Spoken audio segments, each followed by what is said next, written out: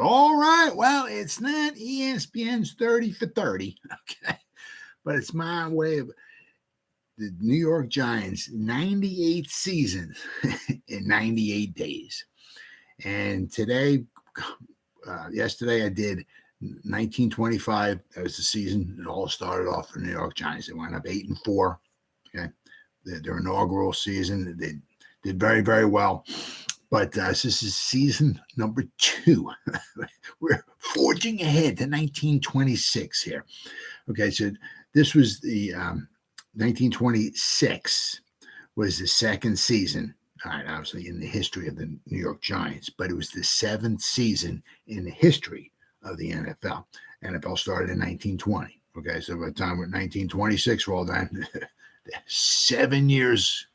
7 years young was the NFL. Right now, in 1925, okay, there was 20 teams. It went up in 1926, okay, to 22 teams. The problem was that, teams kept coming and going. I mean, there was teams in 25 that aren't there in 26. In 1925, I mean, this is just... 1925 was the Akron Pros, the Buffalo Bisons, the Canton Bulldogs, the Chicago Bears, the Chicago Cardinals, the Cleveland Bulldogs, okay, Columbus Tigers, the Dayton Triangles, Detroit Panthers, the Duluth Kellys, the Frankfurt Yellow Jackets, the Green Bay Packers, maybe you've heard of them, the Hammond Pros, Kansas City Cowboys, oh yeah, Milwaukee Badgers, the New York Giants, Pottsville Maroons, Providence Steamroller, Rock Island Independence, and the Rochester Jeffersons, okay? Now, the Rochester Jeffersons, 1925 was their last active season, okay? The Detroit Panthers, New York Giants, the Pottsville Maroons, and the Providence Steamrollers, okay? 1925 was their first season in the NFL, okay? The Canton Bulldogs, okay, in 1925, they rejoined the NFL. They were out of the league for a year or so. Okay, they rejoined, okay, the league in 1925. Okay, and the Rock Island Independence, okay, they after this season, after 1925, they jumped. There was another league got formed. It was called the AFL. Okay, but the Rock Island Independence after 1925 jumped into the AFL. Okay, which actually was weird because the AFL in 1926 was only around for one season and it folded up. But 1926, okay, it expanded to 22 teams. All right. The 1926 NFL season was the 7th regular season in the National Football League. The league grew to 22 teams, a figure that would not be equaled in professional football until 1961.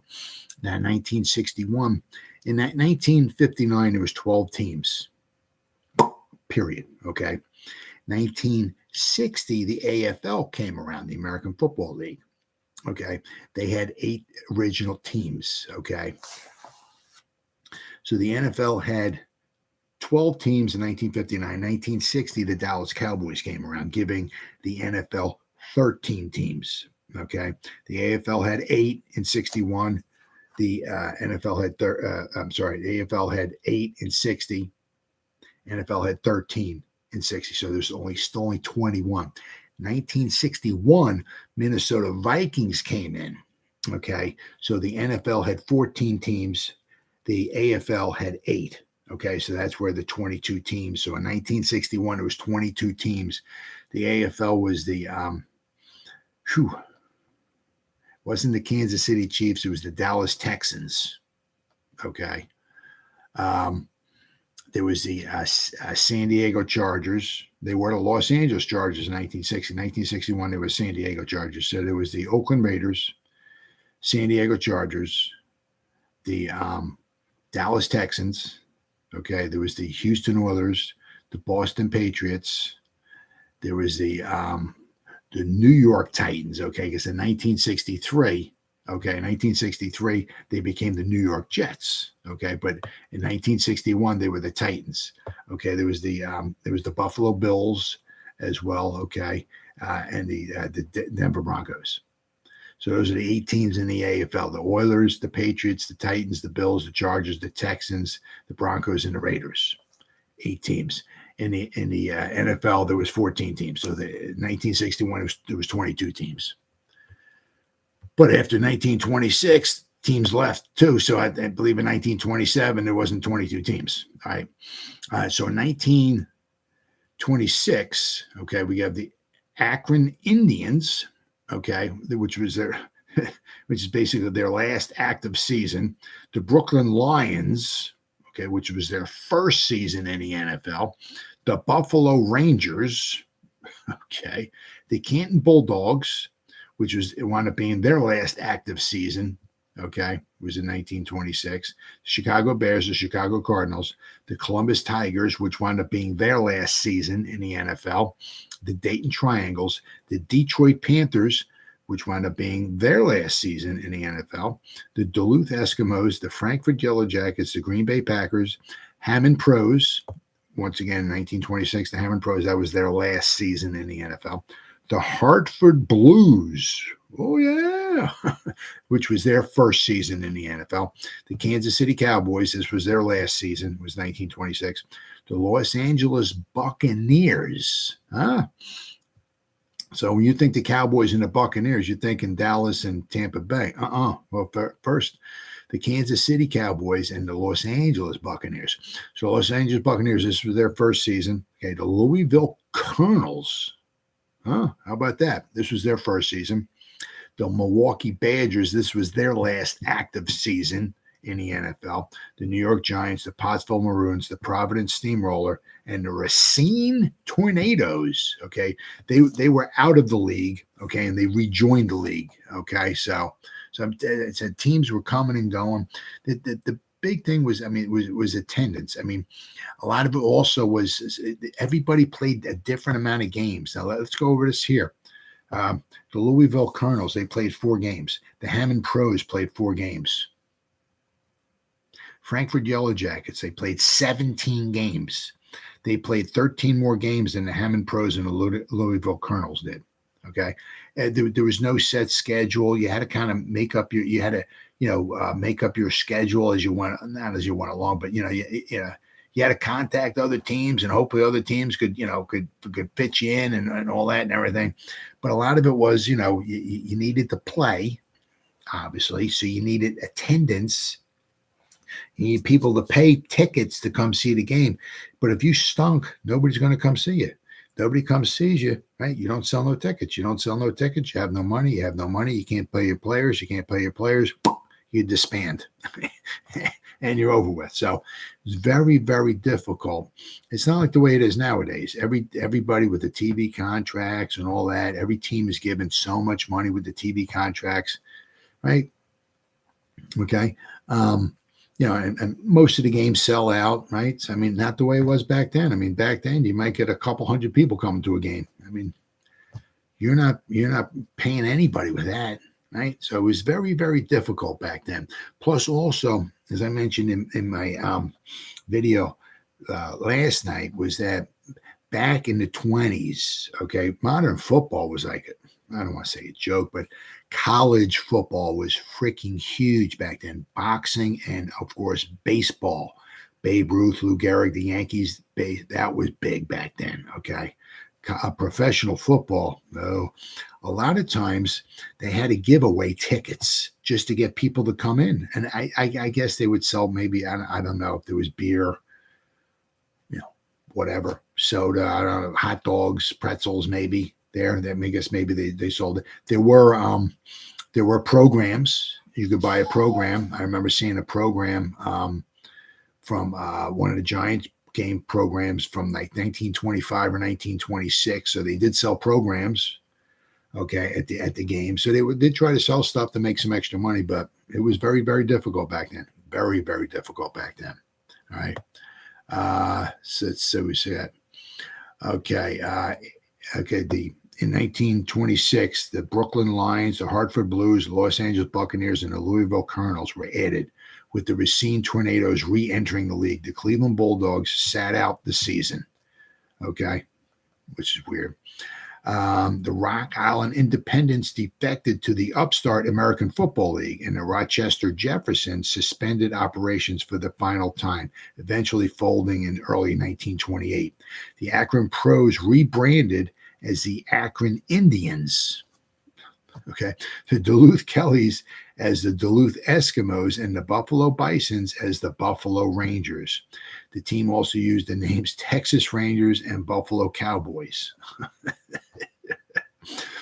But you'll notice all the teams, okay, were pretty much located in the Northeast. Okay, teams that traveled, there was traveling teams with the Pros, the Los Angeles Buccaneers, and the Louisville Colonels. Those teams just traveled. None of these teams here, not like the Giants went out to Los Angeles and played the Los Angeles Buccaneers. No.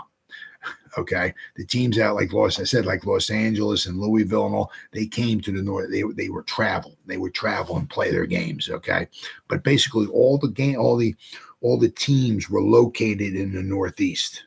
Okay, hadn't really expanded yet. All right. It says the Buccaneers, the Eskimos, the Colonels, and the Buffalo Rangers were showcase teams, the first efforts for the league to reach beyond the Northeast and Midwest. The Buccaneers, in response to the AFL's Los Angeles Wildcats, represented the state of California. The Eskimos, the far northern plains, while the Colonels represented the southern United States, and the Rangers represented the state of Texas and other areas of the southwestern United States. The four teams, except for the Rangers, all played primarily as traveling teams. Three of the four teams only lasted one season. It was, I mean, it was so difficult, especially if you were traveling, you had to pay, right? You had to pay, right? You had to pay for everything. You have, I guess, a place for the guys to stay, food, that you got to pay for the train, the travels, everything costs money. And, when you go and and nobody shows up at the game, you're screwed. You're screwed. Okay. Let's see. Three of the four teams only lasted one season. The Buccaneers and the Colonels both folded, while the Rangers reverted to their previous status as the Bison, and only the Eskimos returned for 1927. It was so weird because every year there's teams coming and going. Some teams left for a year, then they came back a little bit later. It was bananas back. It was crazy back then. It's not the way it is nowadays, right? In mid-November, Brooklyn merged with the AFL's Brooklyn Horsemen and stayed in the NFL, playing one more game as the Lions before changing its name to the Brooklyn Horsemen for the last three games, which were all shutout losses, okay? The Frankfurt Yellow Jackets were named the NFL champions after finishing the season with the best overall record, but winning percentage, okay?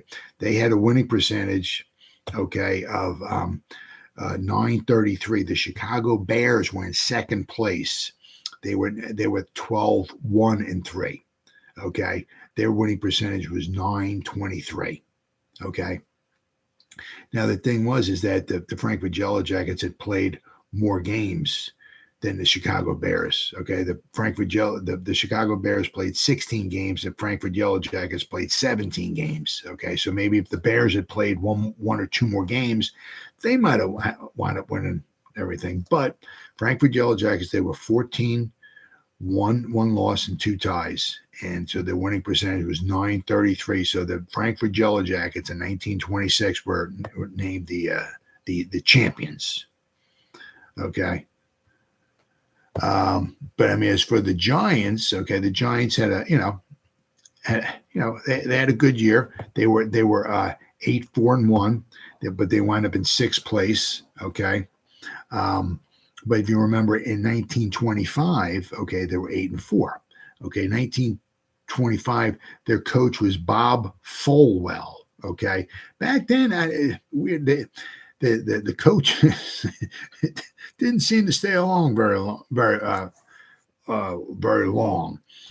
The Giants had, from 1925 to 1930, they had 5 coaches in 6 seasons. Okay. To be honest with you, in 1930, I think it was the last 2 games of the season or last 3 games of the season, Benny Friedman, who was a player, wound up being like the interim coach for the Giants. Okay. Roy Andrews coached all of the games except for the final 2 or 3 games. I'm not exactly sure why he left in 1930, why he stopped coaching, but Benny Friedman was the coach. So 1925, Bob Folwell was the Giants coach. 1926, Doc Alexander was the New York Giants coach. 1927 and 28, okay, was Earl Pottinger or Pottinger. It's P-O-T-T, so I'm not sure if it's Pot or Pote. I think it might be Pot, Earl Pottinger. But he's the first coach, which we're going to go over tomorrow, 1927. That was when the Giants won their first NFL championship. 1927. Good year. So Earl Pottinger was the coach for the Giants from 1927 and 1928. 1929 and 1930 was Leroy Andrews or Roy Andrews. Okay. He was the Giants coach for 29 and 30, except for the final 2 or 3 games of the 1930 season. Leroy Andrews was not the coach. Okay. Benny Friedman wound up being the coach for the Giants for the final few games. 1931, then we got our first long-term coach with Steve Owens. Okay. He coached the Giants from 1931 to 1953. Now he's the all-time leader, okay, he coached for 23 seasons, I believe it was, in victories for the Giants, 153. Now, if Dable's got his work cut out for him to catch that. I mean, because you figure if he wins 10 games a season, right, he's going to, obviously we're playing more games nowadays than Steve Owens did back then. So if Steve Owens if they played 17 games like they did nowadays, he'd probably have at least 200 victories. But if Brian Dable decides, wants to, if he's able to stick around long enough and wants to catch Steve Owens' record, he's going to have to win 10 games, average 10 games, win 10 games a season for 15 seasons. And I don't see that happening. You just don't seem to last very long, or you get burnt out.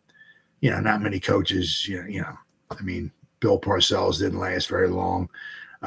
Coughlin lasted a while, but he kind of got, kind of booted out. But it'd be tough. It'd be tough for anybody to catch Steve Owens, who had 153 career victories for the New York Giants.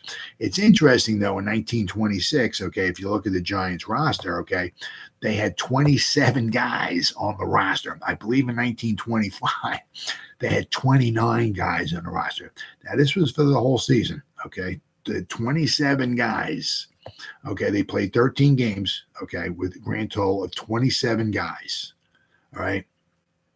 So, that's what you got, guys, going both ways. There was no offense and defense. There was no, okay, well, you're the right outs, you're the safety. We have our defensive team. No, if you played offense, you played defense. You didn't come off the field. If you came off the field, that's because you were dead. Okay. If you came off the field, you probably may not have ever gotten back on the field again. Okay. So, they played, I'm sure they played hurt quite often just to keep their job. Okay.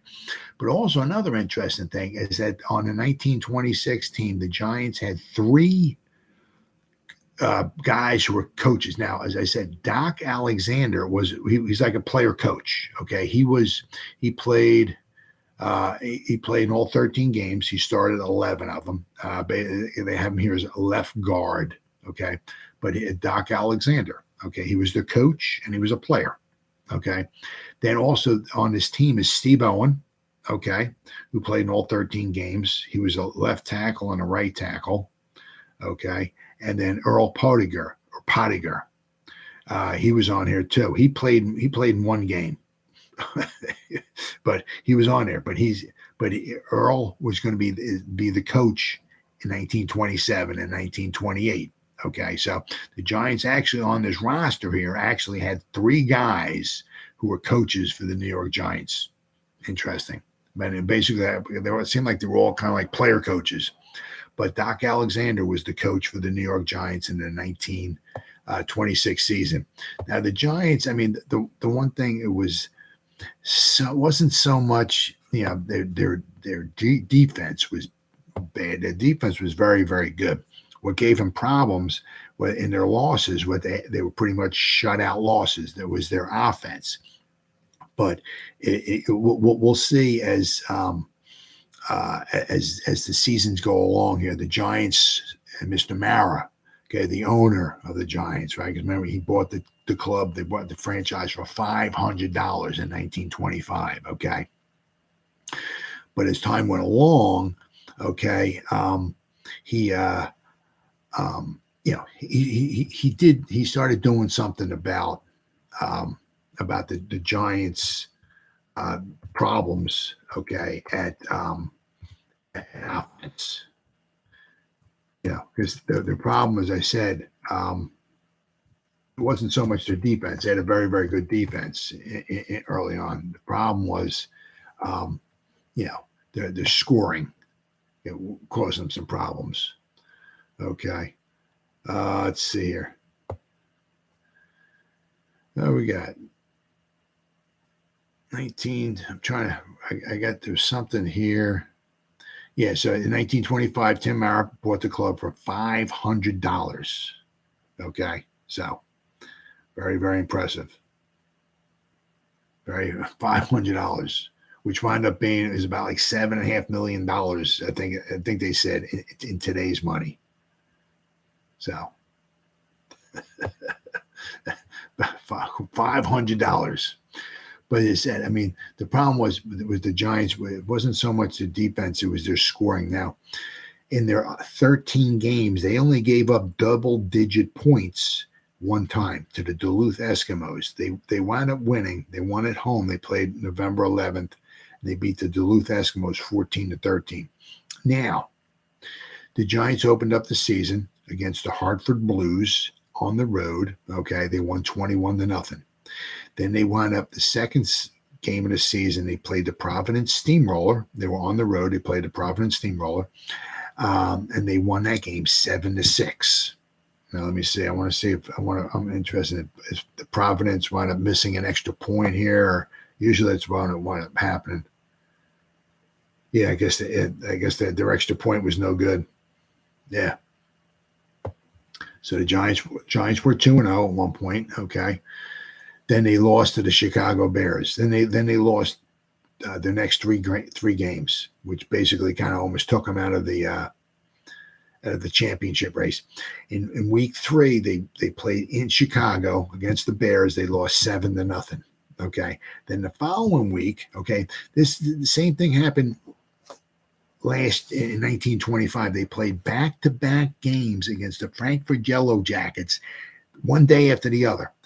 They played on a Saturday, October 16th, 1926. They played against Frankfurt on the road against the Frankfurt Yellow Jackets. They lost 6-0. Okay. The very next day, on October 17th, at the Polo Grounds, they played the Frankfurt Yellow Jackets once again, and they lost once again 6-0. Okay. Then they played the Kansas City Cowboys, and they beat them 13-0. Then they tied the Canton Bulldogs, okay, 7-7. Then on November 7th, okay, they played the Chicago Cardinals. They beat them 20-0. Then on November 11th, they played the Duluth Eskimos. They beat them 14-13. Then they lost 6-0, okay, to the Los Angeles Buccaneers, the traveling team. They said they couldn't score any point. Then they finished up with a flurry, 3 big shutout wins in a row. Okay, they played the Providence Steamroller, okay, once again, and they beat them at home. They beat them 21-0. Okay, then on November 25th, I guess, quite possibly, Thursday, they played on Thanksgiving. Okay, November 25th, 1926, they played the Brooklyn Lions. Okay. It was in Brooklyn. So let me see where they played that game at. Let's see if it, wait, does it say? Ebbets Field. They played at Ebbets Field. Okay. So the New York Giants played the Brooklyn Lions at Ebbets Field. I believe that's where the Brooklyn Dodgers played, was Ebbets Field. Okay. So on Thanksgiving, they beat them 17-0. Okay. 3 days later on Sunday. So they played Thursday, and then they played 3 days later again on Sunday. Okay. They played the Brooklyn Lions once again at home at the Polo Grounds. Okay. And they beat them 27-0. Okay. So the Giants, when they scored, they scored some points. Okay. But their problem was that they wound up, their losses. They lost 7-0 to the Bears. They lost 6-0 to the Yellow Jackets, 6-0 once again to the Yellow Jackets. And then they lost 6-0 to the Buccaneers. In their 4 losses, they scored no points. Okay. And then if you want to throw their tie in there against the Canton Bulldogs, they scored 7 points. So if you want to look at it like that, okay, the Giants wound up 8-4-1. Okay, so in their 4 losses and their 1 tie, they scored a grand total of 7 points. So, but you'll notice, in the upcoming years, okay, the Giants' offense started getting a heck of a lot better. Okay, their defense was always very good, but their offense got even a little bit better, and that was the problem that the Giants had. Now they played their games at the Polo Grounds. Okay, from 19, because that's where the New York baseball Giants played, was at the Polo Grounds. Okay, the New York Giants baseball team, they moved out to San Francisco, became the San Francisco Giants, I believe, in 1957. So the New York baseball Giants played in the Polo Grounds until 1956. The Giants played in the New York football Giants played in the Polo Grounds from 1925 to 55. 1956, the Giants, New York football Giants, moved to Yankee Stadium. Okay, where they played their home games from 56 to 73. All right, but that was where the Giants played all their home games, and that's basically where Tim Mara, okay, got the name for the team. He was, I guess, in awe or whatever. He liked the popularity of the New York baseball Giants. That's what he named them. That's why he named the Giants the Giants. Okay, but and they played in the same stadium that the baseball team played in too, until 1955. So the Giants, in the 1926, they had a very, very, once again, a very good season. They were 8-4-1. Unfortunately, they wound up, with the Frankfurt Yellow Jackets only losing 1 game, the Chicago Bears only losing 1 game, the Pottsville Maroons were 10-2-2. They only lost 2 games. The Kansas City Cowboys, they were 8-3. The Green Bay Packers were 7-3. So there was a lot of teams there who wound up, had fewer losses than the Giants. But I said, it's just crazy because some teams come, some teams go, every season, it's like every season there was a different number of teams. As I said, in 1925, there was 20 teams. 1926, there's 22 teams. 1927, I'm not exactly sure. I got to check, but I know there was a different number of teams in 1927 as well. So teams were coming and going. And that was one of the biggest problems back then, was being able to get enough attendance at the games to get enough money so you can be able to pay your players, because, if you couldn't pay your players, obviously you had to fold up. And that was one of the biggest things. That was the biggest problems back then. And that's why, like, the Giants, the Bears, the Packers, and even the Cardinals were very, very fortunate that they were able to last all these years, right? But so that pretty much wraps up 1926. The Giants were 8-4-1. They wound up in 6th place overall in the 22-team league. Okay, so once again, it was a very, very successful season. But so 2 seasons down. Season number 3, okay, 1927 is a very, very special season indeed. The New York Giants wind up winning their first NFL championship, 1927. But more of that tomorrow night. But that pretty much wraps up the 1926 season for the New York Football Giants. And I'll be back again tomorrow to cover the 1927 New York Football Giants season, which just happens to be the 3rd season in the history of the New York Football Giants. I'll see you then.